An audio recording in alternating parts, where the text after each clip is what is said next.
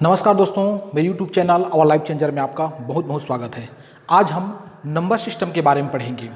यह number system का चौथा वीडियो है और आज इस वीडियो में हम जानेंगे शेषफल के बारे में, अर्थात रिमाइंडर के बारे में। देखते हैं किसी संख्या का बिना भाग दिए हम शेषफल कैसे ज्ञात करेंगे। यह अक्सर प्रतियोगी परीक्षा में पूछा जाता है। तो सबसे पहले जानते हैं शेषफल के बारे में। आप सभी जानते हो कि भाज्य, भाजक, भागफल और शेषफल के। तो आइए आर.एस. अग्रवाल अंकगणित पुस्तक से कुछ प्रश्न का अभ्यास करते हैं, जानेंगे कि हम शेषफल कैसे निकालेंगे। तो आर.एस. अग्रवाल में बुक से प्रश्न क्रमांक है 91। प्रश्न है, किसी संख्या को 136 से भाग देने पर शेषफल 36 प्राप्त होता है, उसी संख्या को 17 से भाग देने पर शेषफल क्या होगा। ऑप्शन है 9, 7, 3, 2। तो प्रतियोगी परीक्षा में सिंपल ऐसी प्रश्न नहीं पूछा जाता है जिस सीधा भाग दो और शेषफल निकल जाएगा, बल्कि इस प्रकार से घुमावदार प्रश्न पूछा जाता है। तो जब तक आप इसको प्रैक्टिस नहीं करेंगे, जब तक अभ्यास नहीं करेंगे, तब तक ये गणित बना पाना संभव नहीं। अगर बनेगा भी तो बहुत समय लगेगा। तो हम कम समय में इस प्रकार गणित को कैसे बनाएंगे, इसके संबंध में देखते हैं। तो देखिए, प्रश्न कह रहा है किसी संख्या को 136 से भाग देने पर, वह कौन सी संख्या पता नहीं हमें, उस संख्या में 136 का अगर भाग देते हैं तो शेषफल 36 प्राप्त होता है। तो उसी संख्या में अगर हम 17 से भाग देंगे तो शेषफल कितना आएगा, ये हमें ज्ञात करना है। तो देखिए, इसके लिए ट्रिक है। हमें सबसे पहले ये चेक करना है कि 136 में इस 17 का भाग जाता है कि नहीं जाता है। 136 में अगर हम 17 का भाग देते हैं, जो भाजक है 136 अर्थात जो पहले का जो भाजक है उसमें वर्तमान जो भाजक है उसका भाग देकर देखना है। 17 का भाग देकर देखना है। तो 17 दूनी 34, 17 3 51, 17 चौक 64, 17 पंच 85, 17 छक्का 102, 17 7 117, 8 136।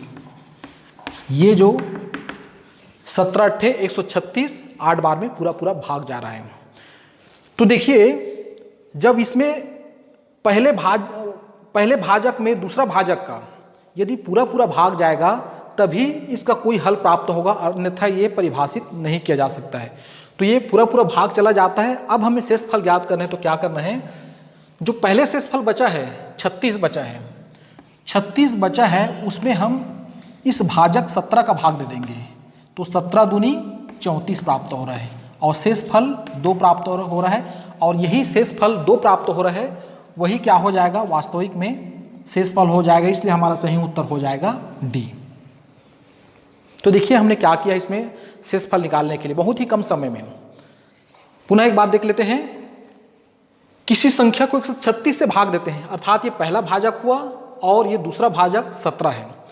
तो पहले भाजक में दूसरा भाजक का भाग देकर देखते हैं। यदि पूरा पूरा भाग चला जाता है तभी कोई उत्तर प्राप्त होगा, अन्यथा कोई उत्तर प्राप्त नहीं होगा।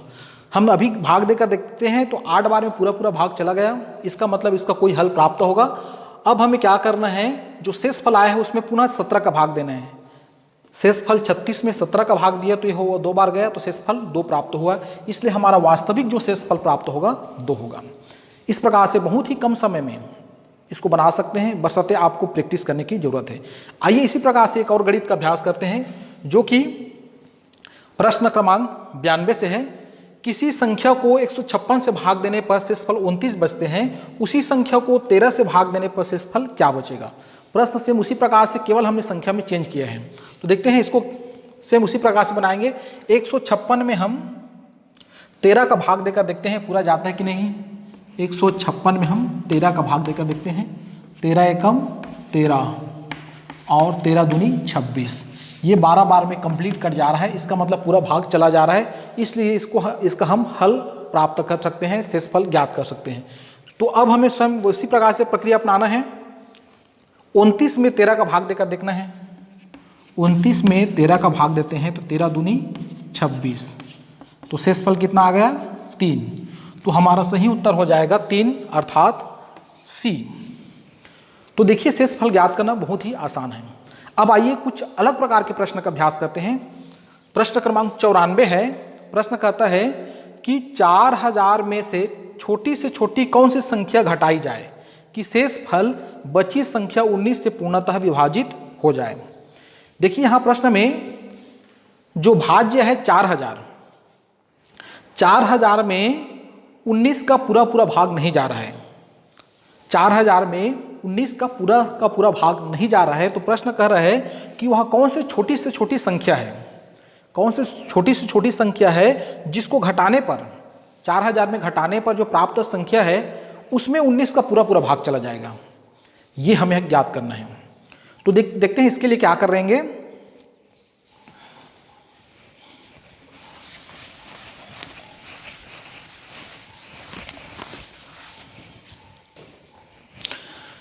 तो देखिए जो शेषफल प्राप्त होगा वो एक्स्ट्रा है, अर्थात उस शेषफल को इस भाज्य पे हम अगर घटाते हैं, जो 4000 में 19 का भाग देने पर पूरा पूरा भाग नहीं जाएगा, कुछ शेषफल बचेगा, उस शेषफल को अगर हम 4000 में घटाते हैं तो जो हमें नया भाज्य प्राप्त होगा वही वास्तव में भाज्य होगा जो 19 से पूर्णतः विभाजित हो जाएगा। तो कितना कम करें, अर्थात हमें यहाँ पर शेषफल ज्ञात करना है। तो देखिए कैसे करते हैं। 4000 में हमें भाग देना है 19 का, तो 19 दूनी 38, आप सभी को भाग पता होगा, ये हो जाएगा 2, कट गया, 19 से कम 19, पुनः 1 आया, ये देखिए 10 शेषफल प्राप्त हो रहा है, 10 शेषफल प्राप्त हो रहा है। अगर 4000 में इसी 10 को हम अगर घटा देते हैं तो जो नया संख्या प्राप्त होगा, नया भाज्य प्राप्त होगा, उसमें 19 का पूरा पूरा भाग चला जाएगा। तो कौन सी संख्या घटाना पड़ेगा, छोटी छोटी संख्या क्या होगा 10, अर्थात हमारा सही उत्तर हो जाएगा डी। तो इस प्रकार से ये तीनों प्रकार के अगर प्रश्न आते हैं तो अगर आप अच्छी से अभ्यास करते हैं तो निश्चित ही इस प्रकार से गणित बिल्कुल सेकंड में बन जाएगा।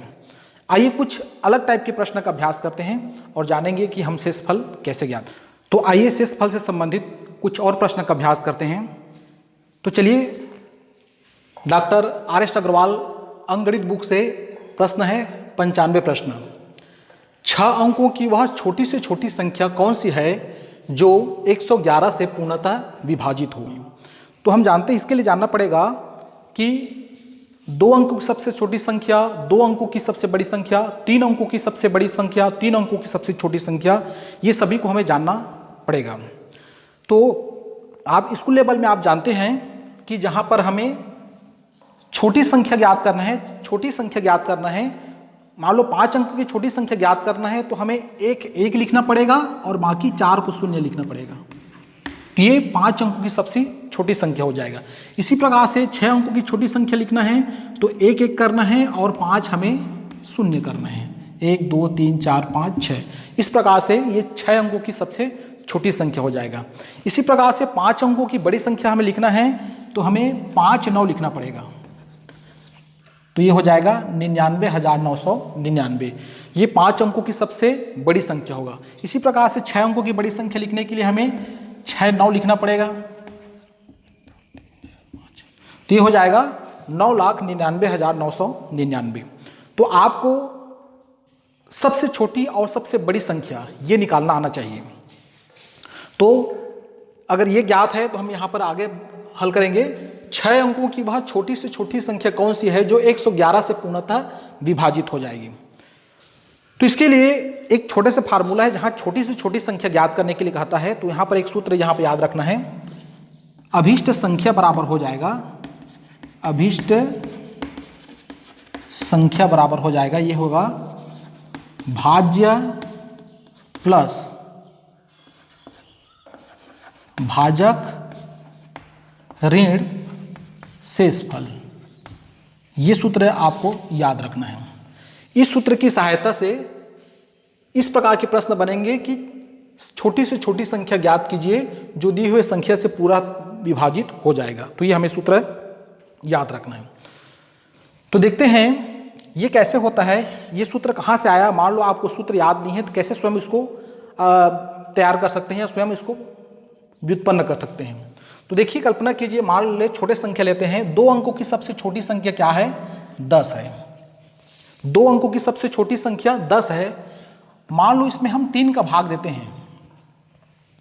तो मान लो ये प्रश्न ये है कि 2 अंक का वह छोटी से छोटी संख्या ज्ञात कीजिए। देखो छोटे संख्या ले रहा हूँ, 2 अंकों की वह छोटी से छोटी संख्या ज्ञात कीजिए जो 3 से पूर्णतः विभाजित हो। सेम इसी प्रकार से प्रश्न है, इसमें 6 अंक दिया है, केवल मैं समझाने के लिए आपको 2 अंक ले रहा हूँ। 2 अंकों की छोटी से छोटी संख्या ज्ञात कीजिए जो 3 से पूर्णतः विभाजित है। तो हम क्या करेंगे, यहाँ 3 तिया 9 और ये आ जाएगा शेषफल 1 आ जाएगा।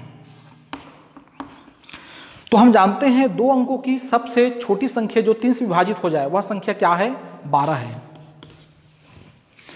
अगर हम घटाएंगे तो ये 9 प्राप्त हो जाएगा, 3 से विभाजित तो हो जाएगा लेकिन 1 अंक वाला हो जाएगा। हमें 2 अंक वाला निकालना है तो हमें क्या करना पड़ेगा, 12 प्राप्त करना। ये कैसे आया, हमने क्या किया, भाज्य अर्थात 10 है, उसमें हमने भाजक को अर्थात 3 को जोड़ा और ऋण शेषफल को घटा दिया तो हमें प्राप्त हो रहा है 12।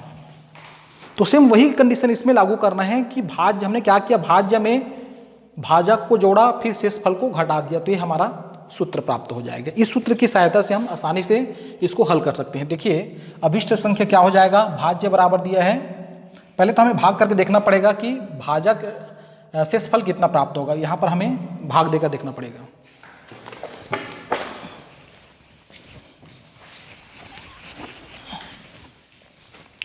चलिए मैं भाग देकर देख रहा हूँ। 6 अंकों की वह छोटी 6 अंकों की छोटी संख्या क्या हो जाएगा, 1 करना है और 5 हमें शून्य करना है।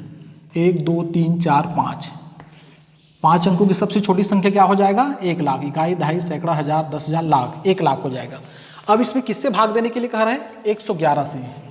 111 से हम भाग देंगे तो ये छोटे हो जाएगा, इसमें हो जाएगा 9 बार जाएगा, 9 एकम 9, 9 एकम 9, इस प्रकार से करना है। 10 में से 9 गया तो 1, ये बाकी 0 0 हो गया। पुनः शून्य को उतार लेते हैं तो 0 बार गया, पुनः 10 आ जाएगा, फिर शून्य को उतार लेते हैं, पुनः 0 आएगा तो ये हो जाएगा 100। शेषफल कितना आ गया, 100। तो देखिए यहाँ पर भाज्य 1 लाख है, शेषफल 100 है और भाजक है 111 है। इसी सूत्र में मान रख देना है। तो भाज्य कितना है, 1 लाख, इकाई, दहाई, सैकड़ा, हजार, 10,000, लाख। भाजक है 111 और शेषफल प्राप्त हो रहा है 100। ये हमें हल कर रहेंगे तो आ जाएगा। तो चलिए इसमें क्या करें, 111 में सीधा अगर हम 100 का घटा देते हैं तो ये हो जाएगा 11। तो कुल मिला के इसमें हमें 11 जोड़ देना है तो ये हो जाएगा प्लस 11। ऐसे करेंगे तो हो जाएगा 100, लास्ट के 2 संख्या को हमें 1 कर देना है। ये जोड़ेंगे तो इतना हो जाएगा, ठीक। तो क्या कितना प्राप्त हो रहा है, 1,11,000 प्राप्त हो रहे हैं, 1,11,000। तो हमारा सही उत्तर हो जाएगा सी। तो ध्यान देना है, हमें 2 चीज़ इसमें याद रखना है कि सबसे छोटी संख्या और सबसे बड़ी संख्या कैसे निकालेंगे। सबसे छोटी संख्या निकालना है, जैसे 2 अंकों का आता है तो हमें 1 लिखना है और दूसरा बच जाता है उसको हमें 0 करना है। तो इस प्रकार से सबसे छोटी संख्या प्राप्त हो जाएगा। सबसे बड़ी संख्या का आता है तो हमें उतने ही संख्या में उतने ही अंकों का हमें 9 लिखना पड़ेगा, तब हम बड़ी संख्या निकाल सकते हैं। अब हमें इसमें क्या करना है, छोटी से छोटी संख्या ज्ञात कीजिए कहता है तो हमें क्या करना है, इस सूत्र का प्रयोग करना है, भाज्य प्लस भाजक ऋण शेषफल। तो हमें शेषफल निकालना पड़ेगा। तो शेषफल 100 प्राप्त हुआ है, इसमें मान रखते हैं तो जो संख्या आएगा वही हमारा क्या हो जाएगा, छोटी से छोटी संख्या हो जाएगा जो 111 से पुनः भाग चला जाएगा। तो आइए इसके बाद देखते हैं प्रश्न क्रमांक 98 से। इसमें कह रहे हैं 5 अंकों की वह बड़ी से बड़ी संख्या ज्ञात करो जो 463 से पूर्णतः विभक्त हो।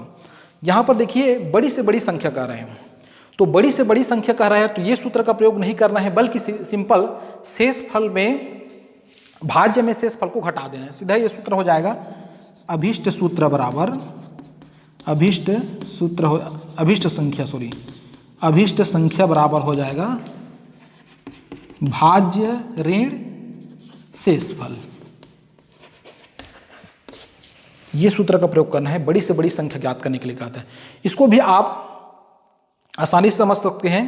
मान लो कहता है कि 2 अंक से की वह बड़ी से बड़ी संख्या ज्ञात कीजिए जो मान लो 7 से पूर्णतः विभाजित हो सके। थोड़ी देर के लिए मान लो छोटे संख्या समझने के लिए इस सूत्र की आवश्यकता क्यों पड़ रही है, वह बड़ी से बड़ी संख्या ज्ञात कीजिए जो 7 से पूर्णतः विभाजित हो या 8 से पूर्णतः विभाजित हो जाए। चलिए 8 से कर देते हैं। तो हम जानते हैं 2 अंकों की सबसे बड़ी संख्या क्या है, 99। 99 में अगर हम 8 का भाग देते हैं तो ये हो जाएगा 8 एकम 8 और ये हो जाएगा 19, 8 दूनी 16। अगर हम देखते हैं 8 का पारा पढ़ के देखते हैं तो कितना होगा, 8 12 96, मतलब 96 वह छोटी से छोटी संख्या है जो 2 अंकों की है, सॉरी 96 वह बड़ी से बड़ी संख्या है जो 2 अंकों वाली सबसे बड़ी संख्या है जो 8 से पूर्णतः विभाजित हो रहा है। तो हम क्या करेंगे, इसको 99 में 3 को घटा देते हैं तो 96 प्राप्त हो रहा है। तो हम 96 में 8 का भाग आसानी से दे सकते हैं और ये 2 अंकों की सबसे बड़ी संख्या है जो 8 से पूर्णतः विभाजित हो रहा है। तो हमने यहाँ पर देखिए क्या किया, भाज्य में शेष फल को घटाया है, तो हम इसलिए अभिष्ट संख्या हो जाएगा भाज्य ऋण शेषफल। कब, जब हमें बड़ी से बड़ी संख्या ज्ञात करने के लिए कहा जाए। जब छोटी से छोटी संख्या ज्ञात करने के लिए कहा जाए तो ये सूत्र का प्रयोग करना है, और बड़ी से बड़ी संख्या ज्ञात करने के लिए कहा जाए तो इस सूत्र का प्रयोग करना है। तो चलिए देखते हैं प्रश्न क्रमांक 98 को कैसे बनाते हैं। 5 अंकों की बड़ी से बड़ी संख्या।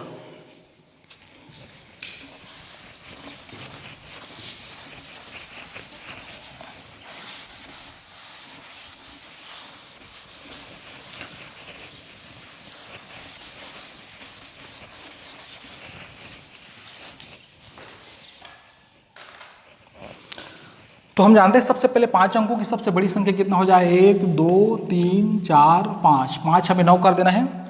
अब इसमें कह रहा है 5 अंकों की बड़ी से बड़ी संख्या ज्ञात कीजिए जो 463 से पूर्णतः भाग चला जाए। 463 से हमें केवल शेष फल ज्ञात करना है यहाँ, फिर हमें प्राप्त हो जाएगा। तो देखते हैं ये 2 बार में चला जाएगा। यहाँ चेक करने का तरीका है, 2 चौक 8, 9 से कम है, और 4 तिया 12 करते हैं, ज़्यादा हो जाएगा तो 2 बार जगह है तो हम एक बार टेस्ट करने के लिए 2 से गुणा कर लेते हैं। 2 तिया 6, 2 छक्का 12 और 2 चौक 8 1 9। 999 से छोटा है, घट जाएगा। 9 में से 6 गया तो 3, 9 में से 2 गया तो 7 और ये कट गया। पुनः 9 को उतार लेते हैं तो ये कितने बार में जाएगा, 4 दूनी 8, 2 बार में ज़्यादा हो जाएगा, एक ही बार जाएगा तो 463 का हम हो जाएगा। गुणा करेंगे तो 9 में से 3 गया तो 6 और ये हो जाएगा 13, 13 में 6 गया तो 7। पुनः हम 9 को उतार लेते हैं, सॉरी ये हो जाएगा 6 में से 4 गया तो 2, तो ये हो जाएगा 2763। अब हम किसका गुणा करें तो देखते हैं, 4 छक्का 24, 5 बार करके देखते हैं। 5 तिया 15, 5 छक्का 30, 31 और 5 चौक 20, 3 23। 9 में से 5 गया तो 4, 6 में से 1 गया तो 5 और 7 में से 3 गया तो 4। तो 454 शेष फल प्राप्त हो रहा है।